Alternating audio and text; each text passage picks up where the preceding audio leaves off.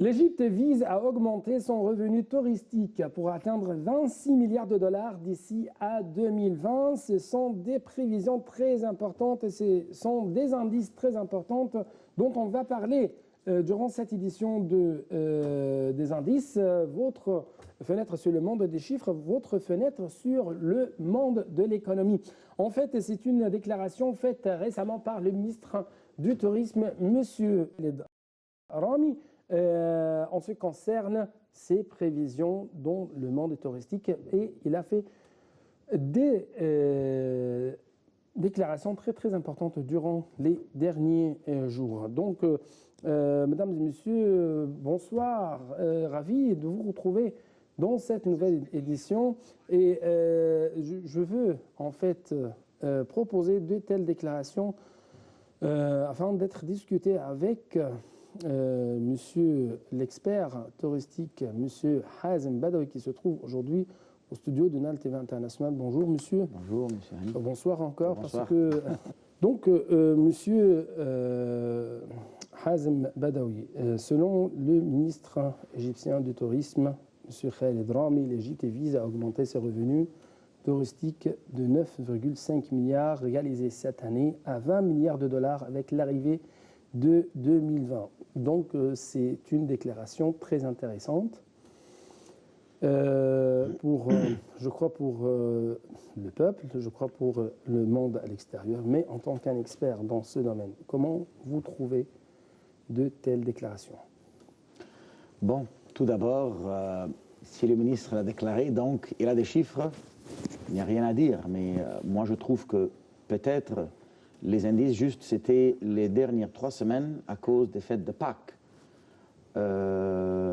Mais la réalité, d'après que moi, j'ai vécu les derniers 2 mois sur les sites, comme je viens de dire, juste les 2 semaines de Pâques. Au-delà de ça, peut-être, c'est une prévision pour l'avenir, mais on voit, moi je ne suis pas optimiste, on voit la réalité. Donc est-ce que, à partir de votre réponse, est-ce que cela explique une déclaration faite par M. Khaled Rami qui a révélé que l'Égypte a pu augmenter le mouvement du tourisme à 15% plus que l'année passée? L'année passée, je ne sais pas de quelle période on parle, mais si il parle de la dernière période, je parle de la partie d'avril, là, Pâques, là où il y avait Pâques, ouais. Ça c'est bien sûr que oui. Ouais. Parce que sur les sites, bien sûr, il y avait un mouvement très clair qu'il y avait pas mal de touristes. Mais maintenant, hier, je parle d'hier, non, ça a diminué parce que c'est fini. Pâques est terminé. Et la saison touristique, il s'achève maintenant. On est en bientôt mai, c'est la fin de la saison. Et la saison touristique, comme vous le savez, c'est à partir de septembre jusqu'à fin mai. Je parle des masses. Voilà. Ouais. Donc, à quel point vous trouvez que les sites, les monuments religieux, notamment les monuments religieux chrétiens, bien sûr, représentent dans ce temps une grande importance, une destination de grande valeur pour notamment les Occidentaux? Bien sûr, ça c'est depuis longtemps, pas juste maintenant, et même c'était prévu depuis des années, même avant la Révolution, de faire le passage de la famille sainte pour les pèlerins qui aiment bien venir. Et moi, je fais beaucoup ce sort de tourisme et c'est merveilleux parce que ça attire de chaque coin du monde. Mais encore une fois, on parle de tourisme de masse, ce qu'on ne l'a pas maintenant. Ceux qui viennent maintenant, par leurs convictions personnelles, sont les individuels. Ce que l'État ne veille pas trop à cette catégorie. Ça, c'est... je vous parle franc et honnêtement. Voilà. Donc, vous parlez du rôle de l'État à l'étranger ou de l'État égyptien? Je parle de l'État égyptien. Toujours on vise, on essaie d'attirer les masses. Les masses, moi je vois qu'ils ne viendront pas maintenant. La situation politique, il est bien stable, mais notre alentour n'est pas tellement stable. Et ça, il ne faut pas être trop optimiste.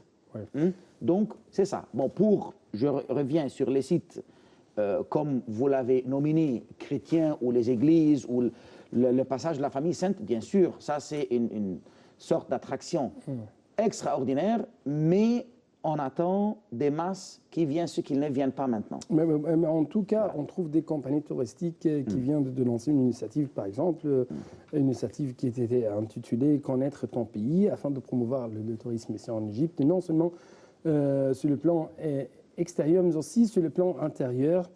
Et l'initiative a pour but l'attraction de presque 1 million de touristes durant les 5 prochaines années. Et donc, ma question, c'est comment vous évaluez de telles initiatives qui visent à la promotion du tourisme ici en Égypte? Ça, c'est très bien. Si j'ai bien compris, vous parlez des touristes locaux ou de l'étranger qui viennent de l'étranger? Les deux. De l'intérieur local, ils n'arrêtent plus. Et ça, c'est ça circule, même monte. Ça, on n'a rien à dire. Mais pour faire tourner la roue de l'économique, ça, on attend les Occidentaux qui viennent pour ça. Et ma prévision. Et nous visons en même temps les Égyptiens qui vivent à l'étranger. Bien sûr, mais... Quand on parle du plan extérieur. Oui, mais si c'est pas un cible qui peut faire tourner la roue de l'économie.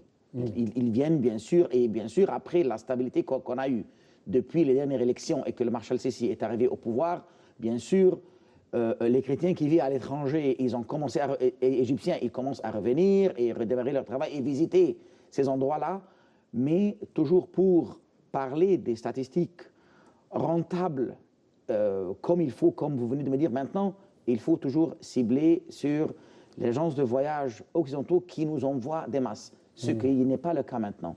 Ouais. Et soyons pratiques, non, honnêtes et francs, non, ça c'est pas pour maintenant, peut-être l'année prochaine. Donc d'après votre évaluation, de telles initiatives de promotion ne vont pas redresser les activités dans le domaine touristique en Égypte? Pas pour le mois prochain, peut-être la saison prochaine qui démarre septembre, possible, mais on ne peut jamais avouer ou confirmer que oui, ça va être tel quel, parce que vous savez, c'est une industrie tellement sensible. Hein, il est toujours touché par les mouvements politiques. Vous comprenez ce que je veux dire? Voilà. Et la situation politique alentour, pas dans le pays, il n'est pas convaincant pour les touristes qui doivent venir visiter ces endroits-là. Ni donc, à partir de ce que vous voulez dire, l'Égypte plutôt ce n'est pas facile pour l'Égypte d'arriver à augmenter le nombre de touristes pour devenir 20 millions de touristes avec l'arrivée de 2020. Je ne peux pas du tout avouer, ni nier, ni confirmer.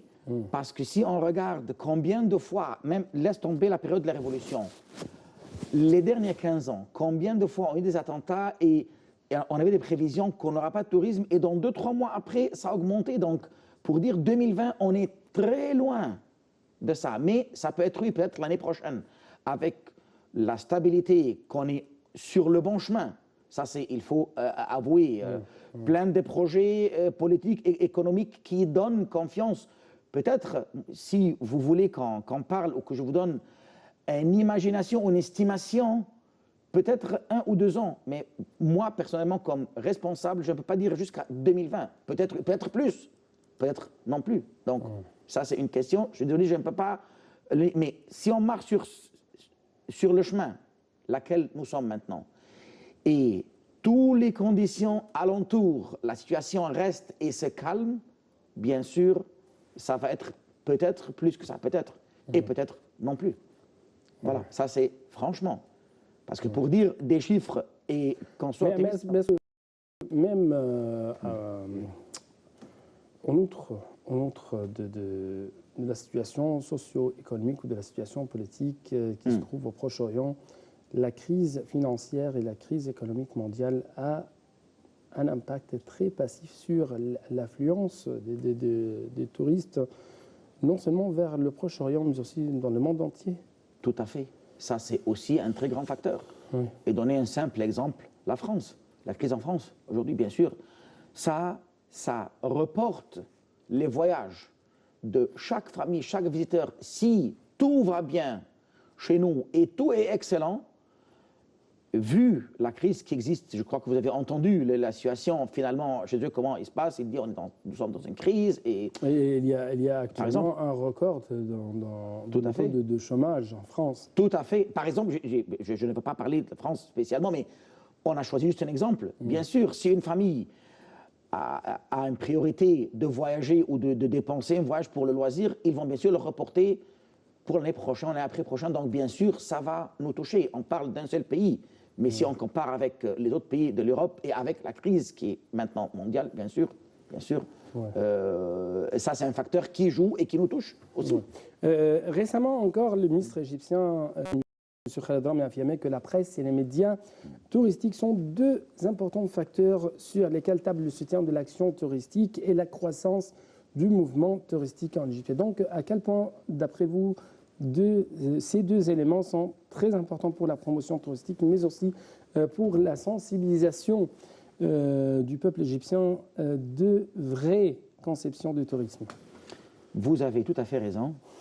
Et il faut aussi avouer que nous, comme l'Égypte, nous sommes un pays faible pour faire assez de propagande, mais en même temps, notre tourisme, notre élément, on a un capital de tourisme, loisirs, balnéaires, temples, culture, pas besoin de faire de propagande ni de médias. Il a besoin, bien sûr, de le présenter, mais ce n'est pas vraiment la nécessité imminente qu'on dit « venez chez nous ». Juste, on doit préparer le terrain chez nous pour tout.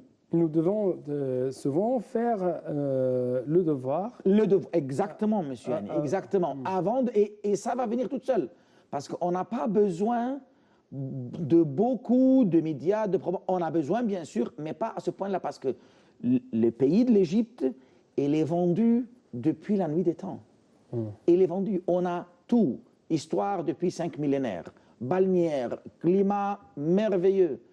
Toute l'année, 365 jours par an, donc tous ces facteurs-là, et ça, je l'ai entendu par les visiteurs des différents pays. Il dit, chez vous, garantie de faire un programme et de l'effectuer 100%. On n'a pas de risque de pluie, ni rien du tout. Même quand il pleut, il fait froid un peu à l'est, à Sainte-Catherine, dans les endroits, les gens aiment ça parce que ce n'est pas tellement froid comme je. Donc, on a tout avec un peu de médias et de propagande raisonnable, ça peut marcher, mais il faut d'abord préparer le terrain. Préparer pour être accueillant pour ces gens qui viennent. Oui, comment préparer le terrain? Comment nous devons C'est-à-dire ouvrir des sites. Si vous avez touché un point très sensible, ouvrir des sites. Maintenant, on n'ouvre rien. Veillez aux individuels, les répéteurs qui sont venus les dernières 5 ans. Ce sont peu des clients. Moi, je connais des clients qui sont venus plus que 25 fois en Égypte. Ils aiment bien venir. Il faut ouvrir des nouveaux sites archéologiques pour eux, pour qu'ils trouvent l'argument de revenir encore une fois et voir. Moi, je vois tous les efforts cibles sur la production de biomasse, qui ne viendra pas maintenant. Et je suis franc et honnête. Pas maintenant. Il faut accueillir les individuels, faire de propagande, ouvrir des sites, pas juste ouvrir des sites, que la sécurité veille à leur aider. Malheureusement, maintenant, la sécurité, la police, ils se récupèrent, mais ils n'aident pas les touristes individuels. Et en même temps, pour ces touristes qui sont venus dans les 5 dernières années, nous devons, par exemple, présenter des prix moins exactement, élevés, monsieur, exactement. Parce qu'ils m'ont dit ça. Concurrentiels, des prix. Tout à fait, tout à fait. On ne fait pas ça. Même vendre un billet pour un autre gratuitement, un autre. Même pas ça. Non, ne pas aller à ça parce que moi j'ai entendu par ces genres de touristes-là, il dit ouvrez les sites et on peut payer cher. C'est pas grave. Comme la stèle du Sphinx que j'ai parlé aussi dans une émission ici à la télé en français, que le ministre d'Archéologie a promis dans les journaux, et les journaux allemands, luxembourgeois, il dit ça va être ouvert contre un billet, un contre-valeur, tel bientôt. Et ça, c'était depuis novembre dernier. Et quand je suis venu avec des touristes au pied des pyramides, je m'adresse au billetterie, il dit non, c'est le ministre qui a dit ça, mais chez nous, ce n'est pas encore ouvert. Pourquoi? Pourquoi? Oui, je sais. Je ne sais pas, allez demander le ministre. Ouais. C'était vraiment une honte. Hein? Qu'il le fasse à 100 livres, 200 livres, les touristes sont prêts à payer. Mais et c'est les individuels-là, ou les individus qui viennent, c'est eux qui ont soutenu le pays les derniers 4-5 ans. Ouais, ouais. Hein? Voilà. Ouais, en fait, le ministre du Tourisme, M. Khaled Drami, a dit qu'il va essayer de pousser les touristes, ou chaque touriste, à dépenser 100 $ au lieu de 77 $ par jour. Votre commentaire? Je ne sais pas, M. Hani, bon, si on met des choses qui peuvent attirer, comme je viens de vous dire, hein, le touriste qui vient, il faut être franc. Ces étrangers-là, c'est eux qui ont fait la découverte de notre histoire. Ceux qui ont déchiffré la pierre de Rosette, c'est un Jean-François Champollion, depuis 200 ans à peu près.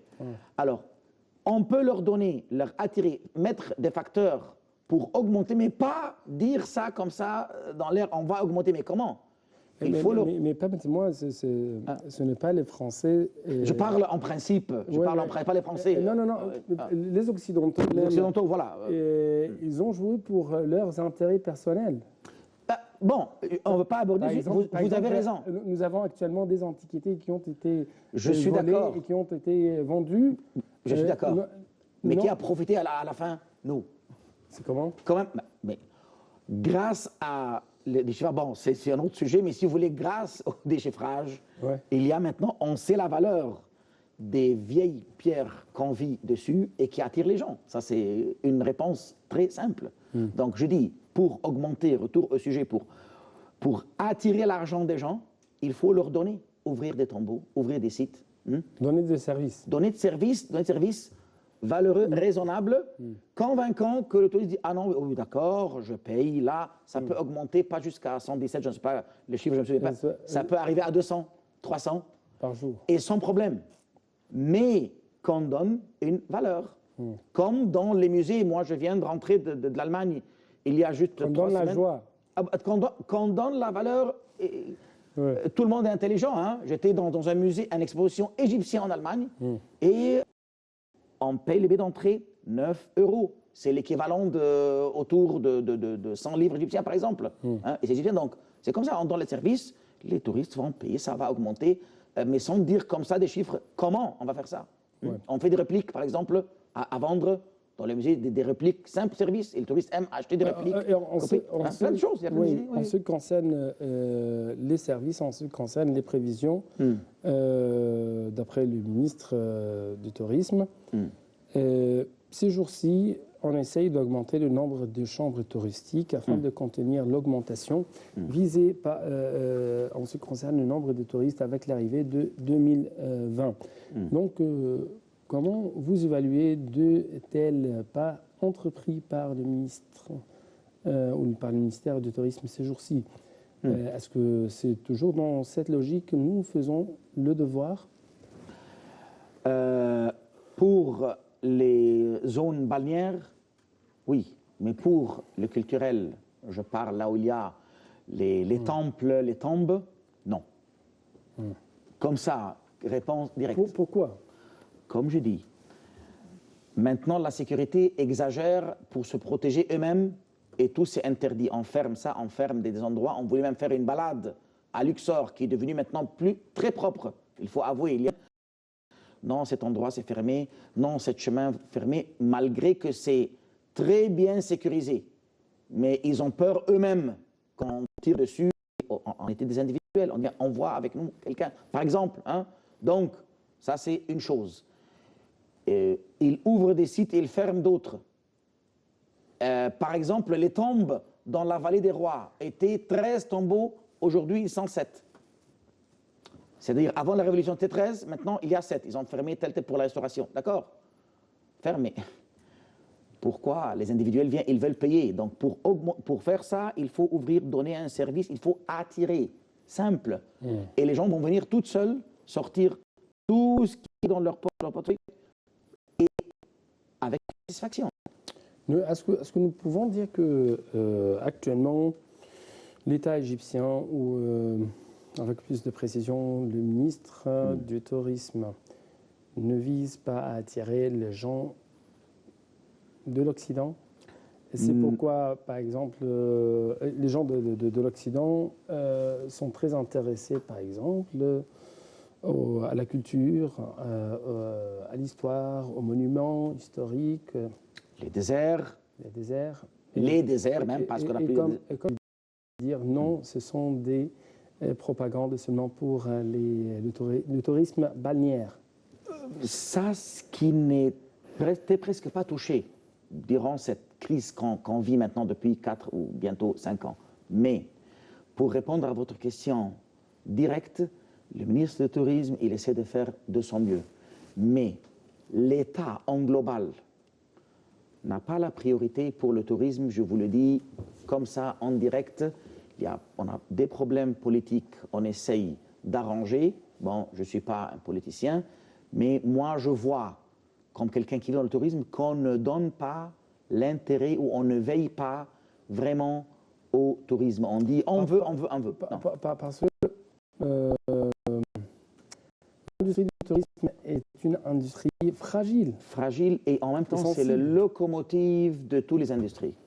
Bien sûr. Donc ça ne peut pas fonctionner dans l'immobilier. Ça va direct, bien sûr. Et direct et pour tout. Hein. Oui, fruits, légumes, ça va faire marcher tout. Ça, on le sait, pas besoin de le préciser. Oui. Ouais. Mais actuellement, et d'après ce que nous avons témoigné, ce que nous avons connu, cette industrie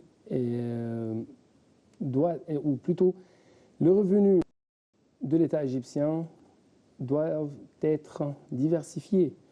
Nous ne devons plus compter seulement sur l'industrie du tourisme. Bien sûr que oui. Parce que comme vous savez bien, le tourisme a été influencé passivement et a subi de grandes pertes durant les dernières années, vu la situation sécuritaire, la situation politique et par conséquent encore la situation économique. Donc nous devons réfléchir d'une autre manière. Vous avez raison, et c'est ça le cas depuis 17 ans, pas juste aujourd'hui.